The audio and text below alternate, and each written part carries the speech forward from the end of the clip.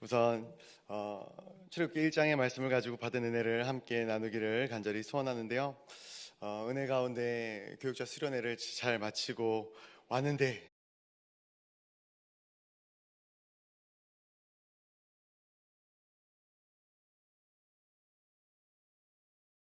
동안 정말로 이 교육자 수련을 통해서 하나님께서 우리 가운데 주시는 비전과 사역들을 나누는 귀한 시간들이 되었던 것 같습니다.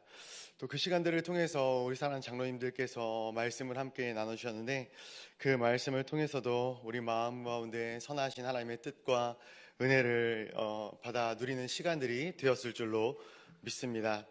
오늘 창세기 1장, 출애굽기 1장 1절의 말씀을 한번 다 같이 읽어보도록 하겠습니다. 시작. 여호와와 함께 각각 자기 가족을 데리고 애굽에 이른 이스라엘 아들들의 이름은 이러하니. 아멘. 창세기 50장을 보면은 이제 야곱의 가족들이 다 이제 애굽으로 넘어오고, 그리고 요셉이 죽는 장면을 끝으로 창세기 50장이 마무리가 되죠. 그리고 나서 이 출애굽기 1장에 들어오면서 이 출애굽기 1장의 첫 시작을 무엇으로 보여주고 있냐면은 이 야곱의 아들들, 요새까지 포함한 총 12명의 아들들, 이 아들들의 이름을 쭉 나열하고 있는 것으로 오늘 이 말씀이 시작이 됩니다. 그리고 5절 말씀을 보면은 야곱의 허리에서 나온 사람이 모두 70인이었다, 이렇게 기록을 하고 있죠. 이 70인이라는 숫자는 이 종이나 이런 다른 여타의 사람들을 포함한 숫자는 아닙니다. 모든 이 야곱의 직계 가족들, 그런 가족들만 따졌을 때 약 70명 정도 된다라고 볼 수 있는 것이죠. 창세기 46장을 보게 되면은 야곱과 함께 애굽으로 간 야곱의 자손이 66명이다, 이렇게 기록을 하고 있고, 요셉의 식구가 2명 있으니까 요셉을 포함한 3명과 또 야곱까지 약 70명의 인원이 되는 것을 우리가 보게 됩니다. 그래서 이 70명의 인원이 넘어왔는데 6절에서 보니까 요셉과 그의 모든 형제가 다 죽고 난 후에 시간이 흐르다 보니 이스라엘 백성들이 점점 장성해졌다라는 거예요. 많아졌다라는 거예요. 근데 그냥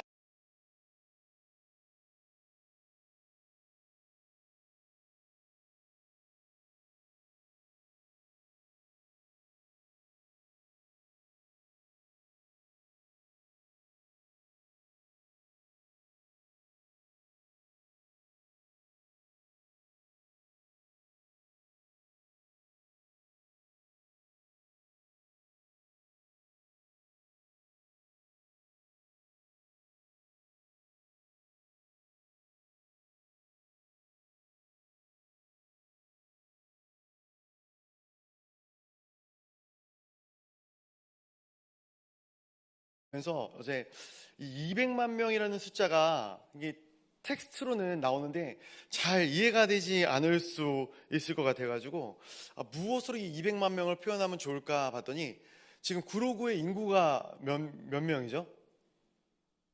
41만 정도 된답니다. 41만. 구로구의 인원을 전체 다 모아놓은 거에 약 5배 정도 되는 인원. 이것이 200만 명입니다. 200만 명. 적지 않은 숫자죠. 모든 이 그룹의 인원이 약 다 모여도 그 인원보다 5배나 많은 숫자. 어떻게 보면은 이 정말로 애굽의 입장에서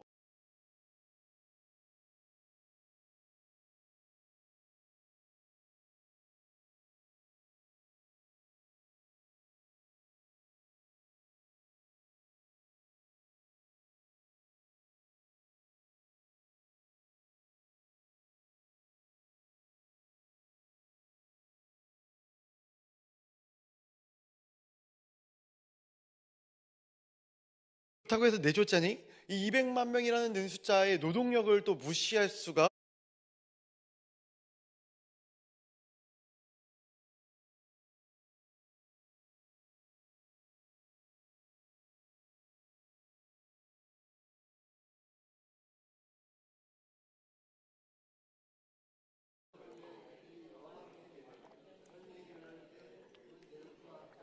우리와 싸우고 이 땅에서 나갈까 하노라 하고 감독들을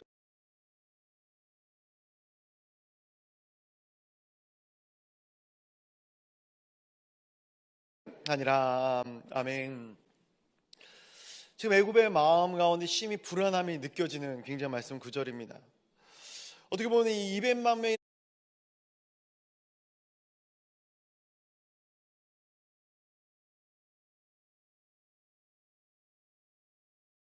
됐을 수 있는 것이죠. 그래서 이들이 지혜를 냈다. 성경에서 이렇게 표현을 하고 있어요. 지혜를 짜냈다.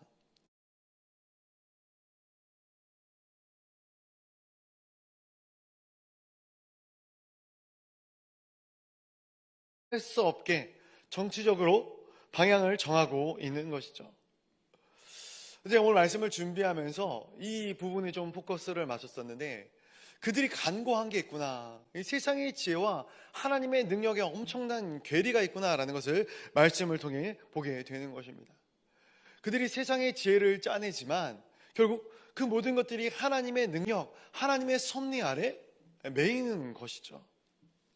지금 이 애굽이 이스라엘의 백성의 노동을 시키는 의도가 분명히 있었어요. 세 가지 정도가 있고 세 가지 정도의 하나님의 일하심이 있습니다.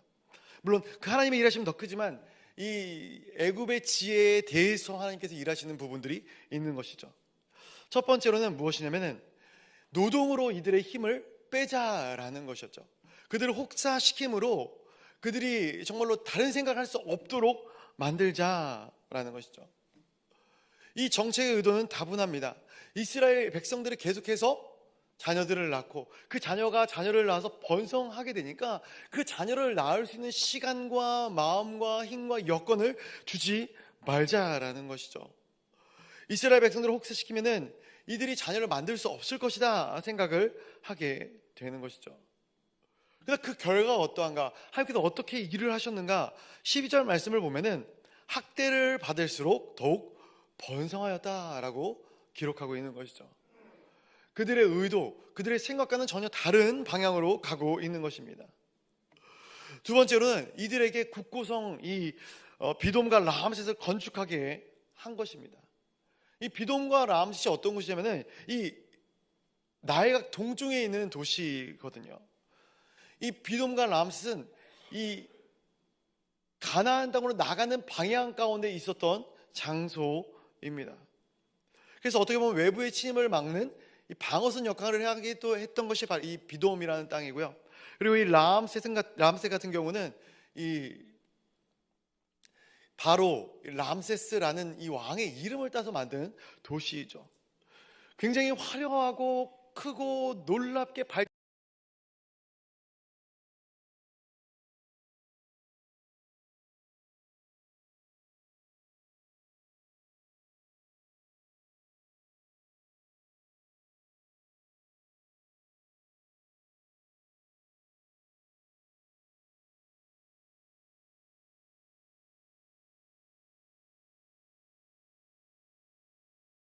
목격하게 된다면, 이러한 그들의 발전된 문명과 고도로 이제 발전된 군사의 력을 보게 된다면 그들이 실제로 두려워하게 될 것이고 이곳을 빠져나갈 엄두조차 내지 못할 것이다 라는 것이 이 애굽의 다분한 의도였던 것이죠.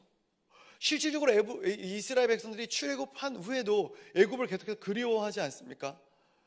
그리워할 만한 이유가 다분하다 생각을 합니다. 왜 그리워합니까?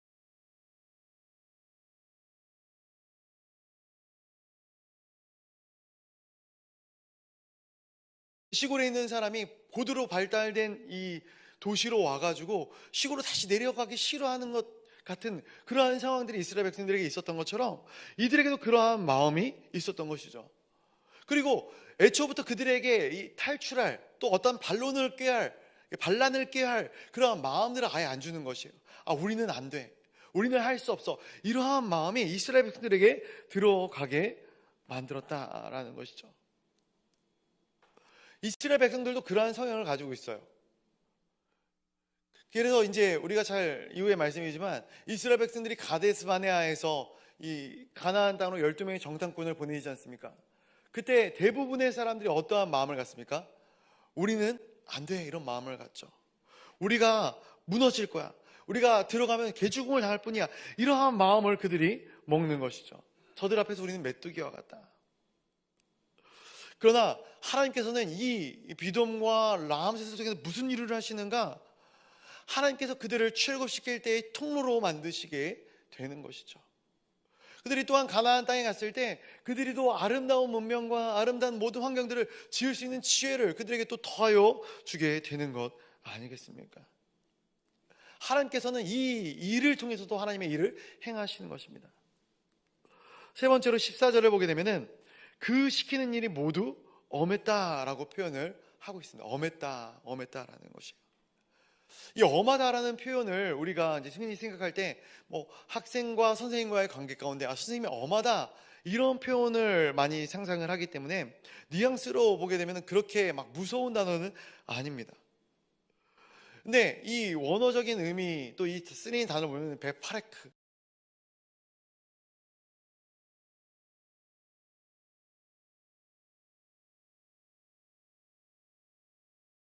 부수고 짓밟다라는 거예요. 굉장히 강력한,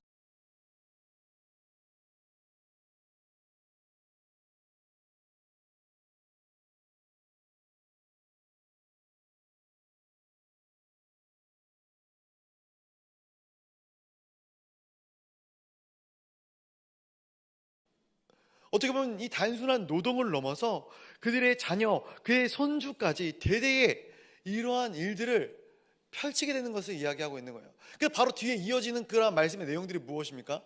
3~8을 통해서 3세 이하의 모든 아이를 다 죽여라, 남자아이를 다 죽여라 라는 것들을 이야기하고 있는 것 아니겠습니까? 어떻게 보면 이스라엘의 종족을 말살시키려는 그러한 상황까지 우리가 보게 되는 것이죠.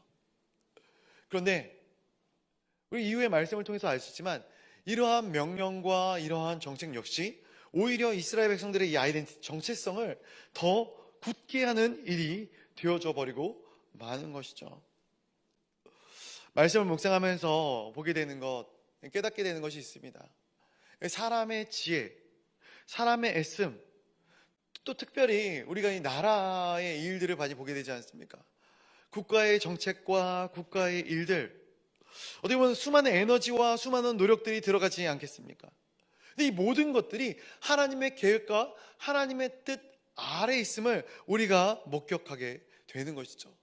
물론 우리 믿는 사람들의 입장에서는 너무나 당연한 이야기일 수 있습니다. 그러나 많은 사람들이 그것을 망각한 채 살아가고 있다는 게 문제가 되는 것이죠. 사람들이 얼마나 어리석습니까? 하나님의 심판을 한번 피해보겠다고 바벨탑을 쌓는 존재들 아니겠습니까? 개인은 다릅니까? 요나는 니느웨로 가라는 하나님의 명령을 피해서 다시스로 도망을 갑니다. 우리도 마찬가지 아니겠습니까? 하나님께서 우리에게 주신 감동이 있어요. 기도의 제목들이 있어요. 2026년 한 해를 시작하면서 우리 마음 가운데 품게 하신 비전과 소명들이 분명히 존재합니다. 그런데 그럼에도 불구하고 우리는 다른 선택을 하는 것이죠. 어떻게 보면 이 시대에는 구하기 자체를 꺼려하는 세대가 아닌가. 굉장히 시스템에 의존하는 세대. 또 요즘 보면은 이 AI가 많은 것들을 해결해 주지 않습니까?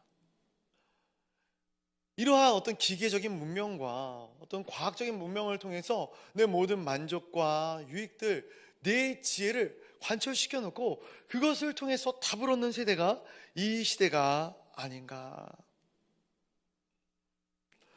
하나님을 의지하기보다는 세상을 의지하는 이 바로 애굽의 지혜 같은 나의 지혜, 내가 만들어 놓은 문명의 지혜를 신뢰하는 그러한 삶을 우리가 살고 있지 않은가.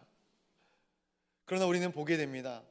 통제할 수 없는 문제 아래서 우리가 아무것도 아니고 아무것도 할 수 없는 연약한 자들임을 보게 되는 것이죠.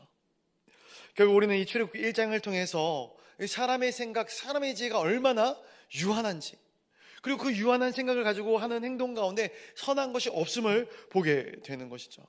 또 반면에 그 선하지 못한 인간의 뜻과 모든 계획들, 처음에는 잘 돌아가는 것 같으나 결국은 분명히 문제가 생길 수밖에 없는 그 계획과 그 뜻들을 가지고도 하나님께서는 어떻게 하나님의 지혜, 하나님의 선한 뜻들을 이루어 가시는지를 보게 됩니다. 정리하면서 말씀을 맺고자 합니다. 오늘 이 이스라엘 백성들은 강에서 살아남은 것이 아닙니다. 그들이 지혜가 있어서 번성한 것도 아닙니다. 그들이 번성할 수 있었던 이유는 단지 그들이 하나님을 기억하는 하나님의 백성이었다라는 그 이유 하나뿐입니다. 그들이 학대를 받을수록 번성하였던 이유, 그들이 잘 버텼기 때문이 아니라 하나님이 그들을 놓지 않으셨기 때문인 것이죠. 우리의 삶도 그렇지 않습니까? 우리는 여전히 두렵고 여전히 바벨탑을 쌓고 여전히 다시스로 가고 싶어 합니다.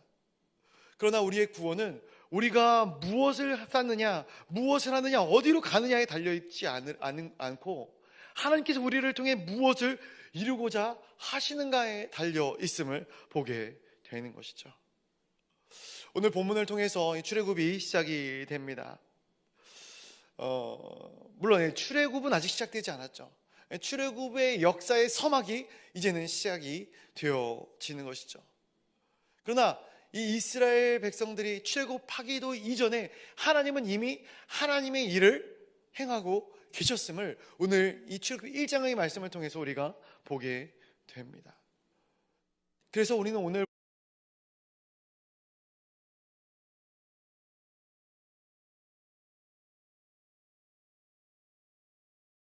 구원을 이루시는 하나님의 놀라운 은혜와 계획을 앞으로 보게 되는 것이죠. 이 시도 마찬가지입니다. 우리가 눈에 보이지 않지만 끊임없이 이 악해져가는 세대를 통해서 하나님의 일을 이루시고 하나님의 뜻을 행하여 가시는 하나님을, 그 하나님의 모습을 이 출애굽기 말씀을 통해서 우리가 발견할 수 있는 지혜가 있기를 간절히 소원합니다. 그때 우리의 구원자 되시고 우리의 인도자 되시고 우리의 모든 앞길을 주장하시사 그 길들을 통해서 이 땅 가운데 출애굽을 이루어 가실 하나님의 놀라운 은혜를 발견하는 거룩한 주님의 백성들, 저와 우리 모두가 되기를 주님의 이름으로 간절히 소원하고 축원합니다. 우리 같이 기도하며 나아가도록 하겠습니다.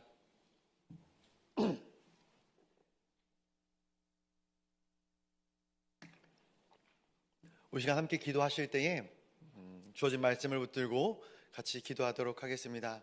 하나님, 이 약한 시대 가운데 우리가 하나님의 거룩한 천성으로 나아가는 정말로 그 출애굽을 행하며 나아가야 될 줄로 믿습니다. 그러나 그 모든 삶과 그 모든 계획과 모든 걸음걸음 가운데 내 생각, 내 지혜, 세상의 시스템, 세상의 이 어떠한 정답들이 아니라 오직 하나님을 끝까지 붙들므로 오늘 끝까지 하나님을 철저하게 의지함으로 나오는 그러한 온전한 정답, 온전한 해답을 찾아가는 주의 거룩한 백성들이 다 되어질 수 있도록 인도하시고 보호하여 주시옵소서. 같이 기도하도록 하겠고요. 우리 교회를 위해 함께 기도했으면 감사하겠습니다. 우리 사랑하는 담임 목사님을 위해서 2026년 한 해가 시작되었는데 이 한 해의 모든 걸음걸음 가운데 주님 선한 길로, 아름다운 길로 인도하여 주시는 은혜의 역사가 있게 하여 달라고 우리 담임 목사님과 우리 교회를 위해서 중직자분들과 우리 부교육자와 모든 성도들을 위해서 함께 기도해 주시면 감사하겠습니다. 또 이제 교회 사역들이 준비되어져 있습니다. 교회 모든 사역들 가운데 하나님의 선하신 뜻이 이루어질 수 있도록 인도하시고 또 그 모든 것들을 통해서 정말로 사람의 생각과 사람의 능력이 아니라 하나님의 귀하신 뜻이 온전히 드러나는 우리 아름다운 주님께서 피로 세우신 동강교회 될 수 있도록 인도하시고 보호해 달라고 기도해 주시면 감사하겠습니다. 특별히 우리 선교사님들을 위하여 기도해 주시고 환우분들을 위해 기도해 주시고 또 각자가 가져오 나오신 개인의 기도의 제목들을 놓고 기도하실 때에 우리의 인격을 담아 우리의 마음의 소원을 담아 주님의 이름을 간절히 한번 부르짖고 우리 기도의 자리로 나아가도록 하겠습니다. 우리 주님의 크게 한번 부르짖겠습니다. 주여